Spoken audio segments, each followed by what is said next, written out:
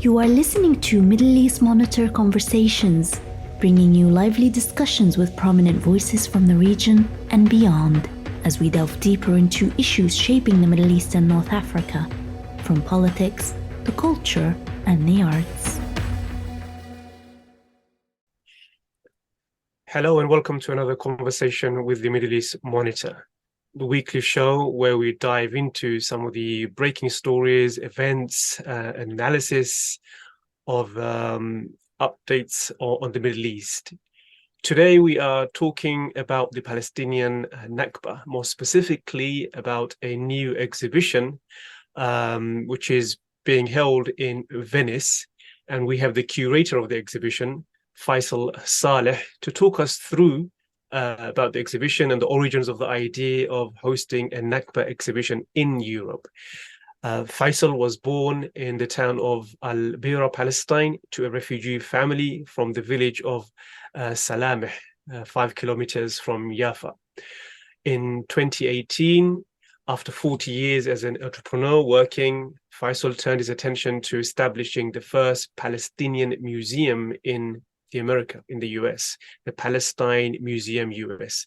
It's a huge, vast complex in our exhibition space, featuring over 200 works of art and many Palestinian cultural artifacts.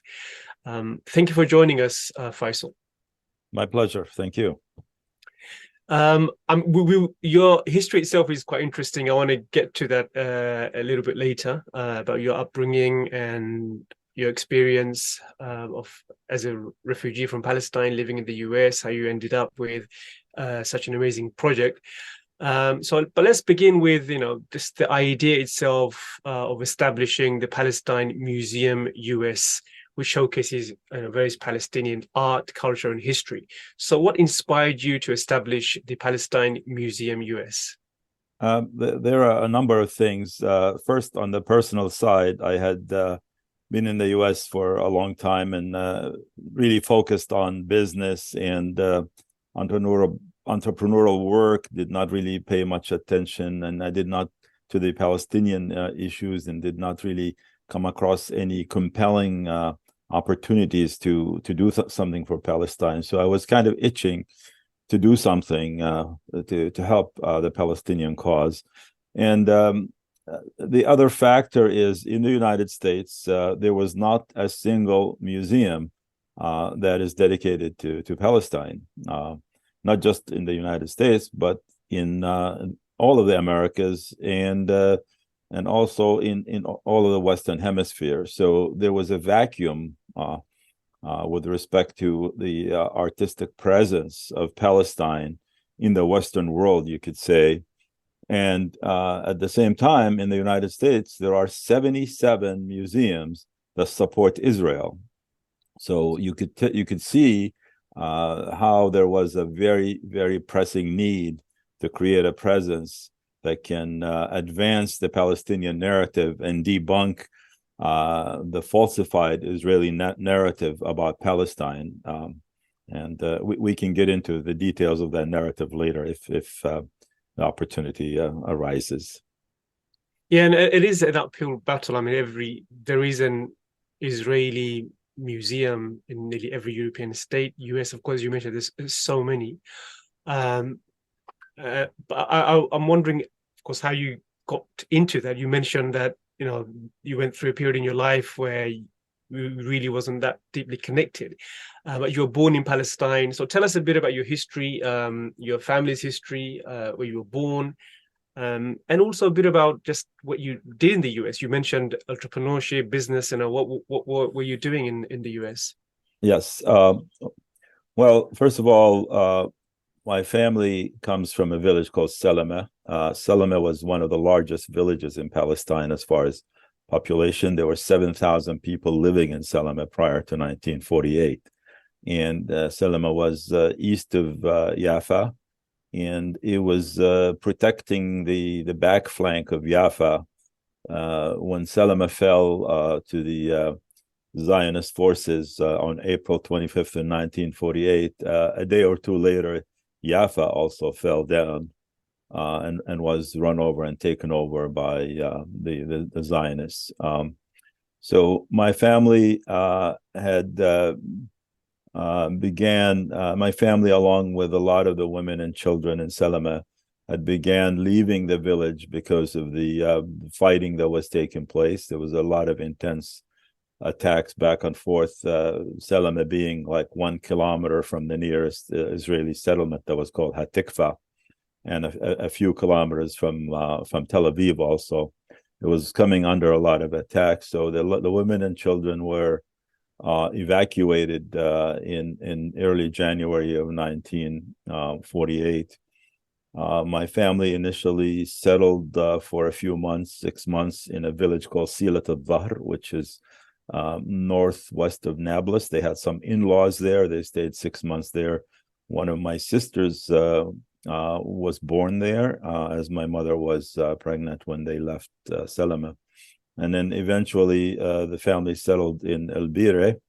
My father did not want us the family to live in a refugee camp, so he rented a one-room living space in somebody's house in Bireh.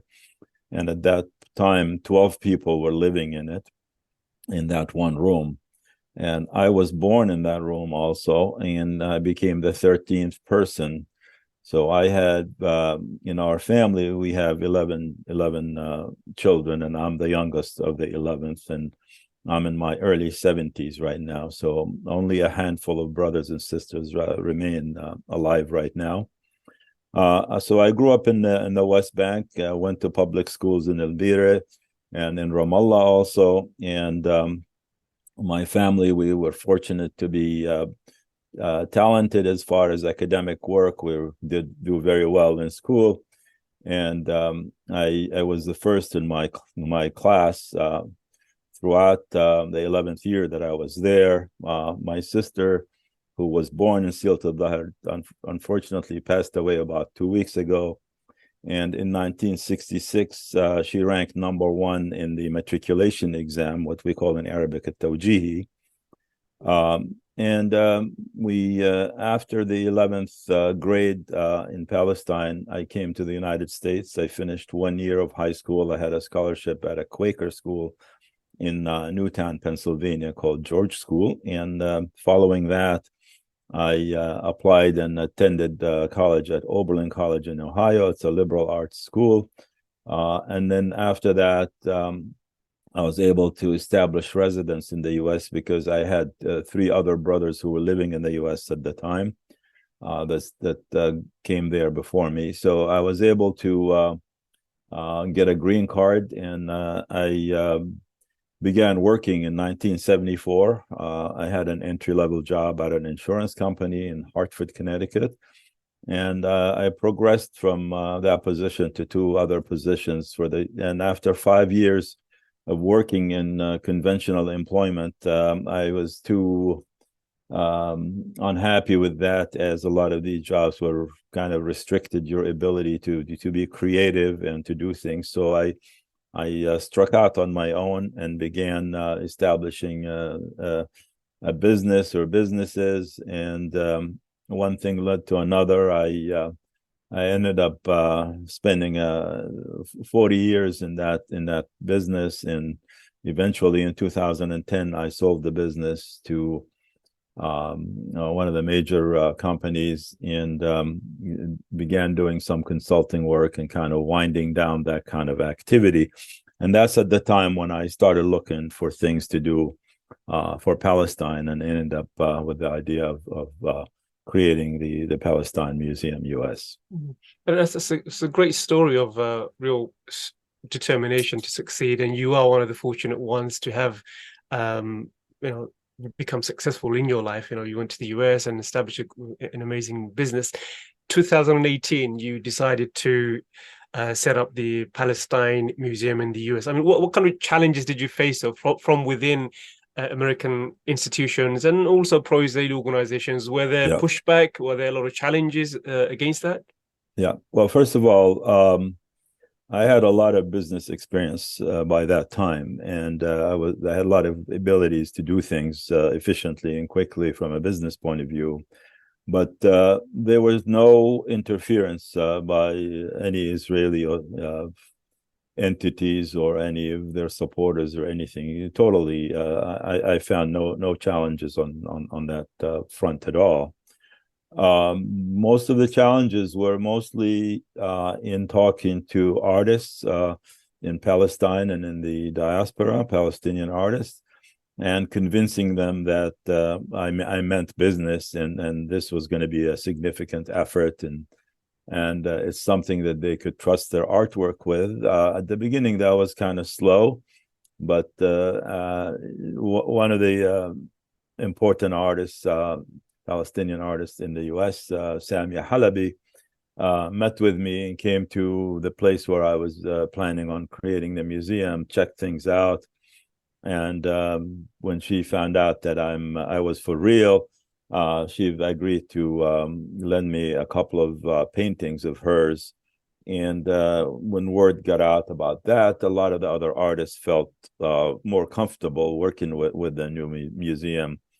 And we were able to get a large number of works before the museum opened. So when the museum opened, it was totally full in terms of artwork. All the walls were covered with artwork and with photography and artifacts and sculptures, and you have it. This reminds me when the Palestinian Museum opened in Bireh, when it had nothing on the walls. The museum opened, but there were no any exhibitions there. Yeah, it was kind of embarrassing to read about that in the New York Times. And obviously, I did not want to see the same thing happen here. We were very conscious of that, made sure that every inch of space was taken and covered. So I mean, we found out about the new exhibition in Venice. So can you talk a little bit about that and what made you want to bring the exhibition to Europe? I mean, it's billed as, the boldest presentation of, the dispossession of the Palestinian people from their land in 1947-48 and onwards. As many of our viewers would know, more than 500 Palestinian villages were demolished, razed to the ground during the creation of Israel and over the subsequent years as well. 750 to 800,000 Palestinians were also expelled, ethnically cleansed, some would say, from their homes, and they're not been allowed to return to their country. So this is ongoing history of ethnic cleansing and erasure of a nation and an entire community. That story is known, I would say, by many of our readers, but you wanted to now bring this to Venice. So when did you make that decision and what was the thinking behind that? Just a little bit of background. The museum first participated a year earlier in the Venice Biennale Arte. This is the art biannual exhibition that was in 2022. We applied for that and got accepted and participated as what's called a collateral event. A collateral event is a major exhibition that's put on by a nonprofit organization that's dedicated to the arts. And there's an important consideration here for the type of exhibition that we ended up with in terms of the method of the exhibition, because the Biennale has three different divisions in it. It's called the International Exhibition, which is curated by the Biennale's curator. They have national participation, which is open to countries, but only countries that Italy recognizes. And Palestine happened to be not a country that Italy recognizes. A lot of people don't know that. But Italy does not recognize Palestine. Hardly any of the European countries recognize Palestine. So this is an issue we had to face. And the only option for us to represent Palestine was to apply for what's called a collateral event that I spoke about a minute ago. And that's what we did in 2022. And we had a 7-month exhibition that was an art exhibition, which was very successful. Now, this year, we applied to participate in the architectural exhibition. And the theme that we selected is the commemoration of the 75th Nakba. And the actual exhibition name was From Palestine, Our Past, Our Future. We wanted to talk about what happened in the Nakba and our hopes and dreams about the future also. So the reason Venice is because Venice is the world's art summit. It's the summit of the art world. It's like the events that happen in Venice in art and architecture are the most prestigious events in the world. And if you want to go to the highest mountain and yell your message, Venice is the highest mountain for art and architecture. So the world converges on Venice every year when the exhibit opens in May, and you get thousands of people come there. So in 2022, we had over 100,000 people visited the Palestine exhibit that was called From Palestine with Art. And this year so far, the exhibit opened in May, and so far we had about 50,000 visitors that went through the museum's exhibition, the architectural exhibition, the one that deals with the Nakba. And so it is very important to be represented in Venice as a nation. So we are representing Palestine as Palestine. We're not representing ourselves as a museum. We are representing the Palestinian people as a whole. And it is very important that the Palestine name be there in Venice, because our enemies are there. And a lot of the nations of the world are there represented. So we want to be side by side by all these nations that are being represented there. So it's very important for us to keep the name Palestine alive and to show that we exist. As you know, in Europe now, it is very difficult to put on exhibits about Palestine in general, and particularly about the Nakba. If you say Nakba in Germany, they can arrest you. If you wear kafia in Germany, you could get arrested. And if you carry the Palestine flag, who knows how many weeks in prison you can get for that. We'll talk about some of the challenges you face, and also the pro-Palestinian campaigners are facing in Europe, because it is, as you said, become a very, very hostile environment in Europe. For a number of reasons. I want to ask, the background I'm looking at, so where is that the American Museum, or is that in Venice? No, that's Venice. This is the exhibit in Venice. As you can see, it's a pretty big room. It's 150 square meters of exhibit space, all in one room. And you've got other backgrounds as well from Venice, haven't you? Yes. Do you have other backgrounds you can show us, just our viewers? Okay, that if you can't, that's fine. Let me. So while you do that, I mean, the exhibition is happening right now until November, isn't it? November 26th. Yeah. Okay. This is just another. So that's also Venice. Another image from the other side of the room, from the front of the room. You can see on the right side there are 7 computer monitors with different exhibits on them. And on the left side, there's artwork there. And this is one of the significant pieces of art. This is a 7-meter wide drawing. It's by an artist called John Halaka, who is a professor at San Diego University in the US.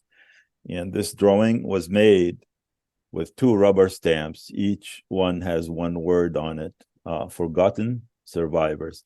And by stamping these 2 words, he created everything that you see behind me there. And it took a few years to do it.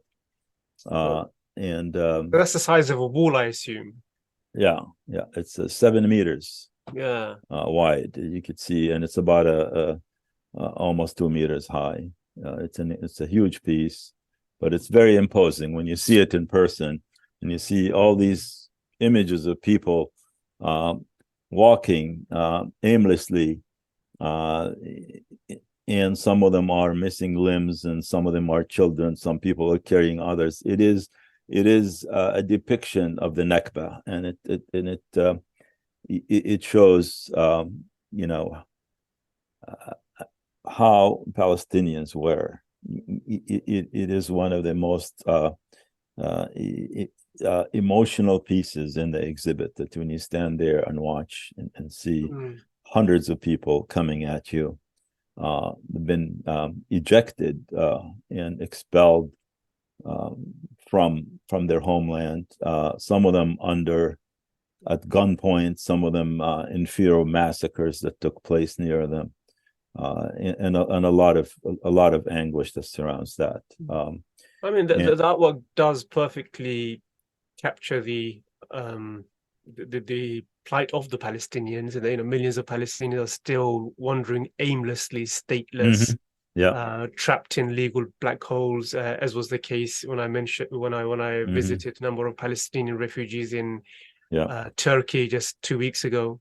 That is their life, really, walking aimlessly through life. And this one is from Palestine. This one here is actually a stack of the exhibition book. We published a book about the exhibition that has all the artwork and all the artists and the theme and the curation information in that book. And the cover picture is a picture of schoolgirls that was taken in 1957 in one of the refugee camps in Gaza.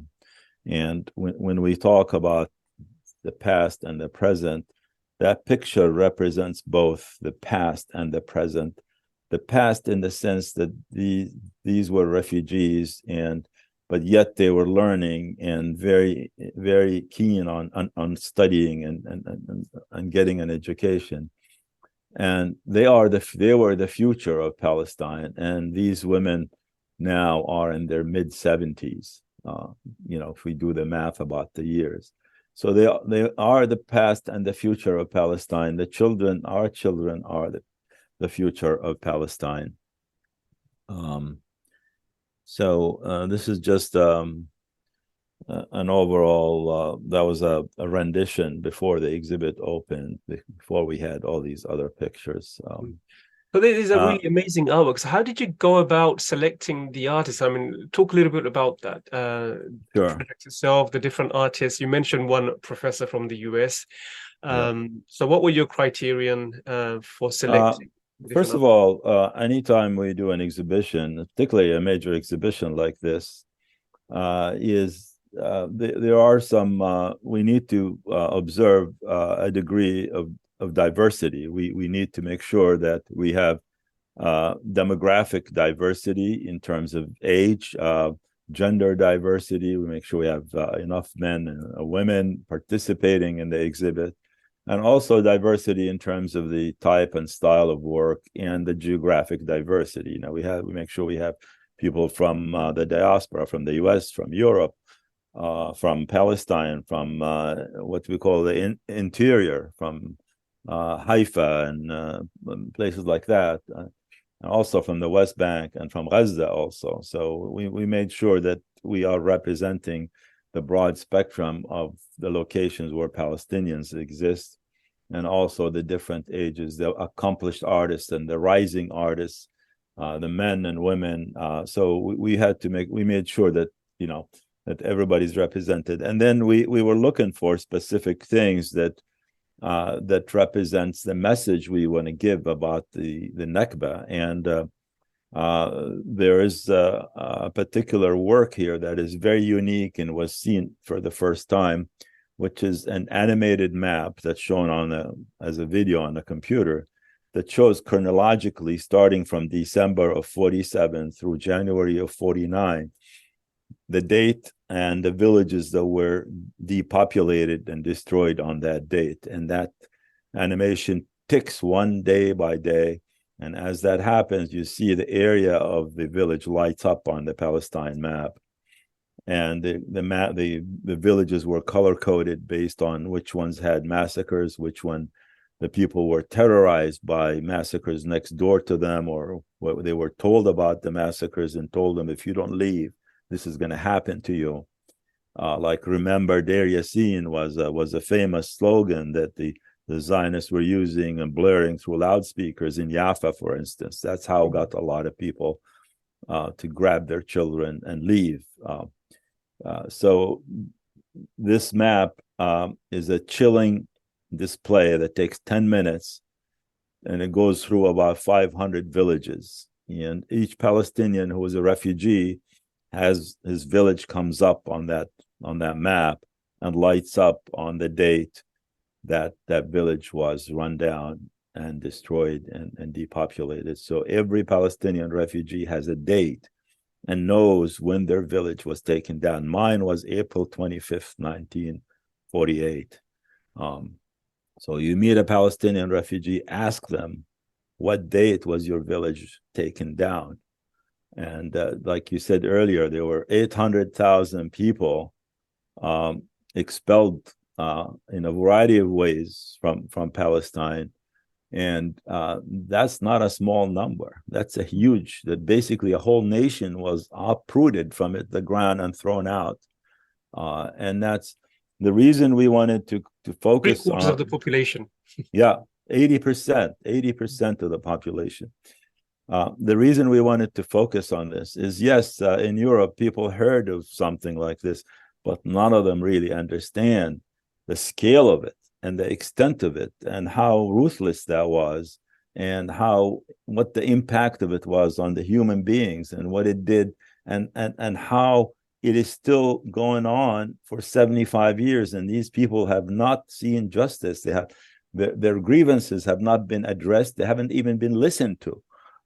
Much less, receiving compensation or receiving any accommodation, or at least they don't even have human rights in many of the places that they exist. So in Europe, there's total ignorance about the Palestinian issue. Yeah, there may be some people here and there, but by and large, we have people walk into this exhibit and they don't know anything. And they spend an hour or two there talking to some of the people we have there that help explain things, and then they come out a different person.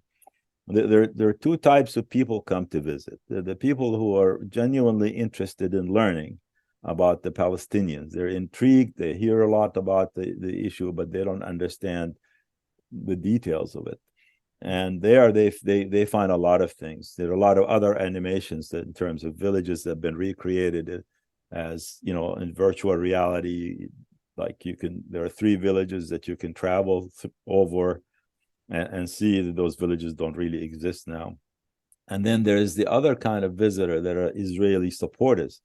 In Europe, there are a lot of Israeli supporters. In the US, for instance, the Jewish community is somewhat divided in some cases, where there's a certain significant number of the Jewish community understands the Palestinian issue and supports Palestinians. In Europe, there's hardly any of that. So we have people come in and they're yelling and screaming. They're so upset of what they're seeing on the walls and on the floor. And by the way, there's a map of Palestine from 1948 that's 7 meters long. You can read every one of those 500 villages while you're standing without having to bend down. The map is so big. And those people come and say, the map is wrong. It says Palestine on it. This is Israel. We told them, nah, this is Palestine. Well, at least in 1948, it was Palestine. And they go screaming, and then they get very upset, and they walk out, want to talk to the people who manage the building and then had that hosts the exhibit for us. And it basically what it's telling us is we're getting to these people because we are debunking their allegations and the things about, like, there's no such thing as Palestine.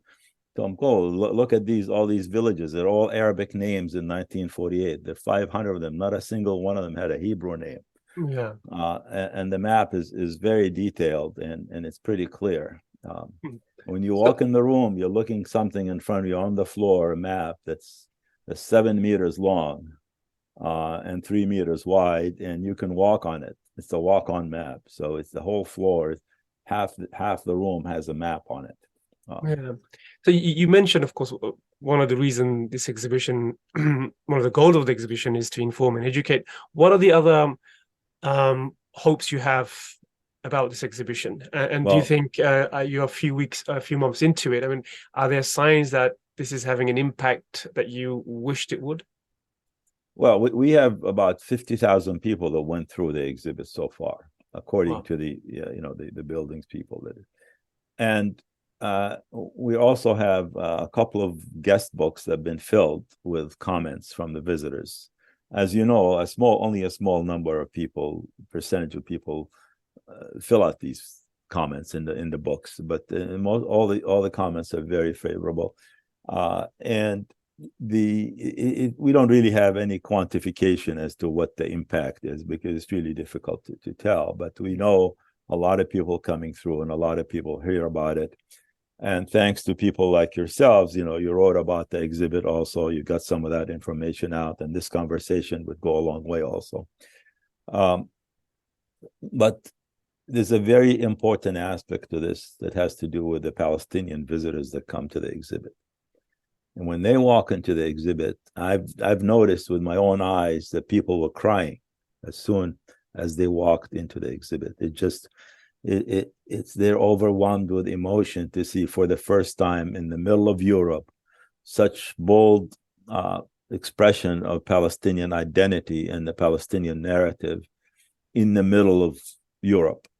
They are used to seeing, a little exhibit here, a little exhibit there, people doing ala dalona and doing kafiyas and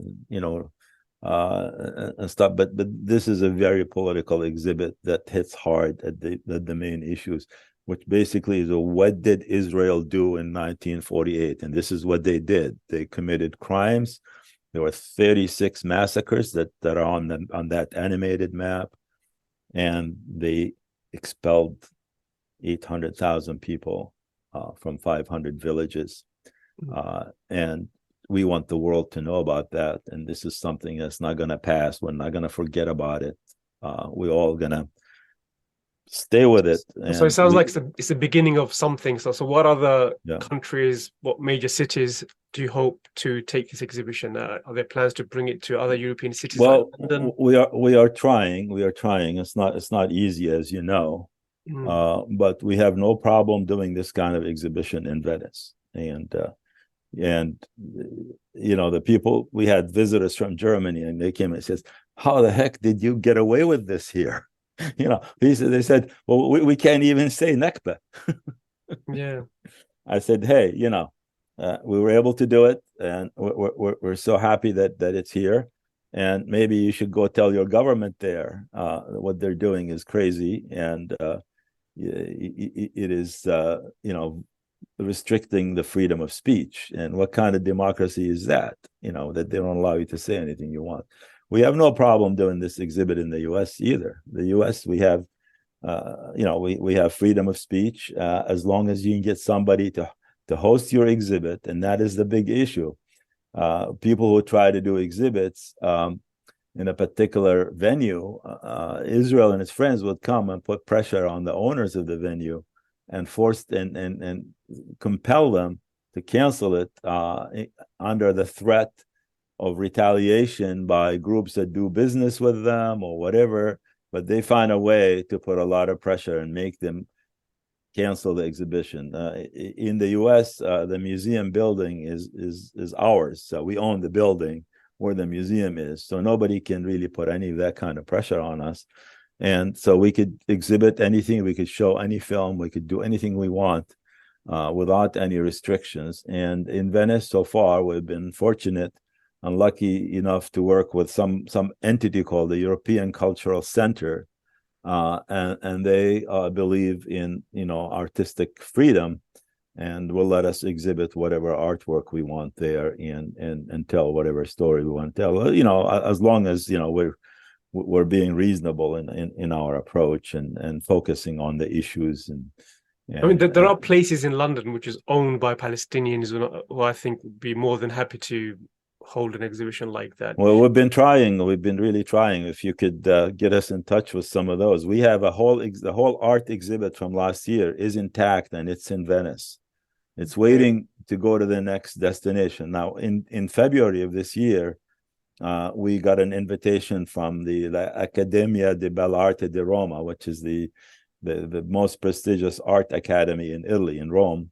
And they offered us a 3-week exhibition, and we moved the whole exhibit there, the art exhibit, and we showed it for three weeks, which was an amazing opportunity.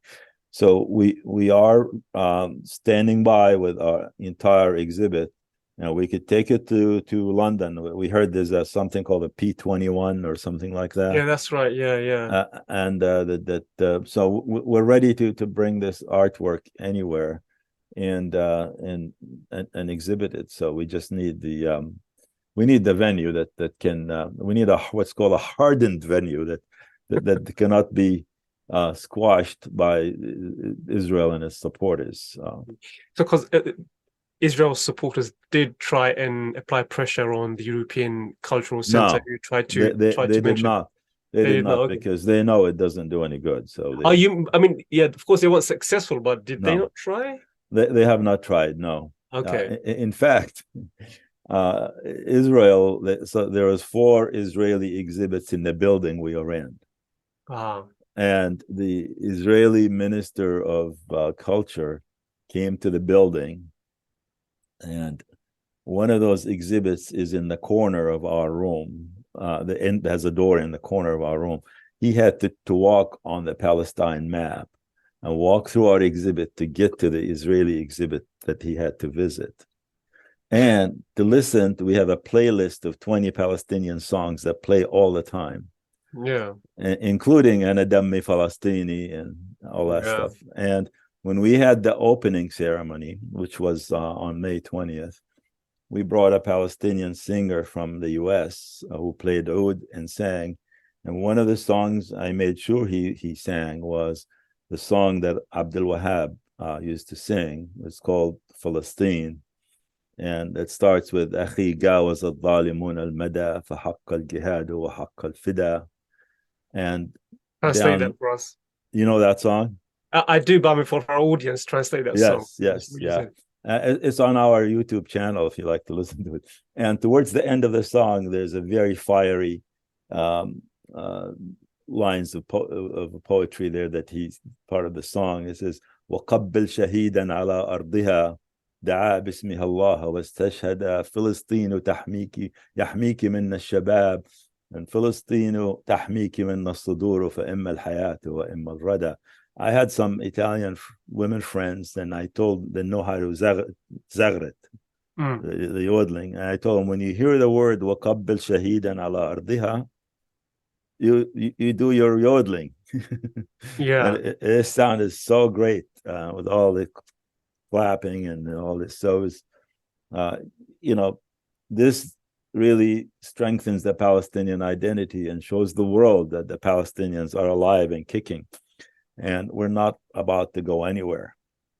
And if anything, we're getting stronger and stronger in terms of our own self-determination. Yes, the world around us is clamoring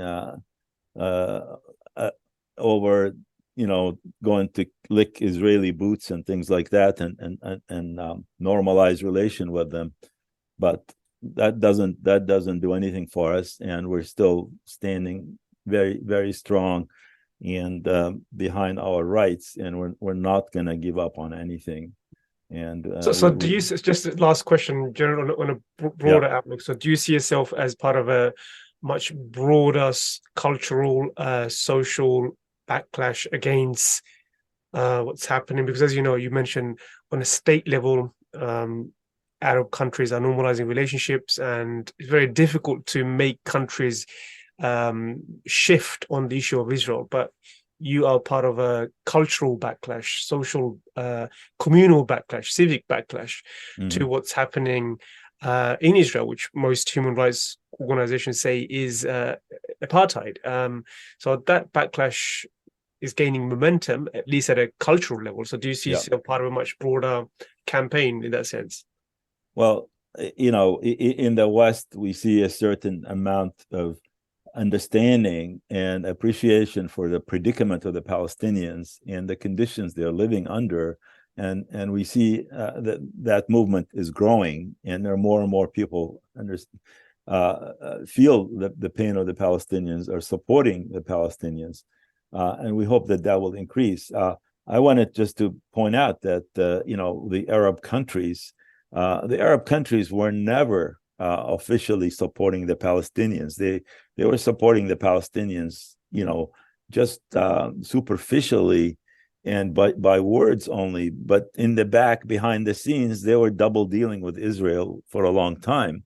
And so all the kings and all the queens and all the dictators in the Arab countries, they never were supporting Palestinian rights and Palestinian issues. There may be one or two leaders who are no longer with us now, who really stood up for Palestine. So this is nothing new to us. The fact that the Arab countries want to normalize with Israel, well, they were normalizing with Israel a long time ago. It's just nobody knew about it.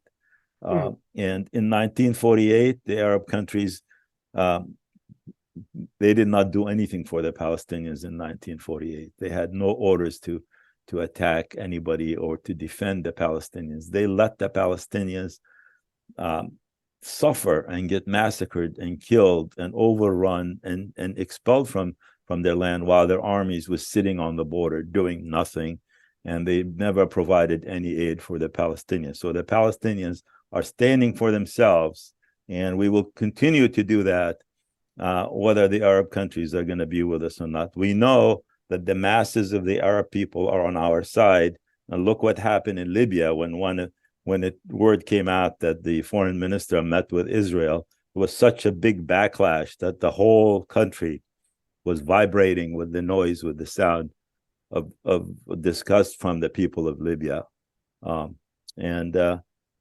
Given the right time, we will see that in a lot of the other Arab countries where Israel comes and goes now, and where Israel is welcomed and they treat it as like partners and business things, at a time where the Israeli soldiers are kicking Palestinian women in their backs, and arresting children as young as 12 years old and putting them in prison, killing people left and right, and executing people in the street in daylight, in where everybody's watching, destroying homes. There are 1,000 things that Israel does every day that's a violation of human rights. And if you want to do business with them, be our guest. But long term, we think it's a bad idea. And long term, you will regret doing business with Israel, because that kind of activity, that kind of crimes that are being committed will eventually affect your relationship, will affect you. You can't do business with somebody like that and not get affected by it. It's a good point to end on. I mean, as you pointed out, escalation of violence in Palestine this year, in the last 2 years, has been higher than since the second Intifada. And exhibitions like yours provide an understanding of where violence fits in within the Israeli matrix of control of the Palestinians, that it began many, many decades ago, not for just the Nakba, before the Nakba, the ethnic cleansing, expulsion of Palestinians, and daily violence that we see, that we at MEMO report, is part of an ongoing campaign to erase Palestinians, Palestinian history. That is the end goal. And I'm grateful, and many others are grateful, that exhibitions like yours exist and will be going around other cities and other countries to highlight and showcase the history of ethnic cleansing and dispossession of the Palestinians. So I think it was a really interesting conversation, Faisal. Thanks for joining us. And viewers who have tuned in, if you are going to Venice, Italy, make time to go and see the exhibition, or at least go to the American Palestine Museum website to view the brochures and the booklets and some of the artwork that will be exhibited in Venice. And hopefully we can tune in again and see you soon for another conversation with the Middle East Monitor. Thank you, Faisal. Thank you so much for the opportunity. And on behalf of all the Palestinians, we thank you for giving us an opportunity to represent our point of view and our Palestinian narrative. Thank you. Thank you. This was Middle East Monitor Conversations, brought to you by the Middle East Monitor in London.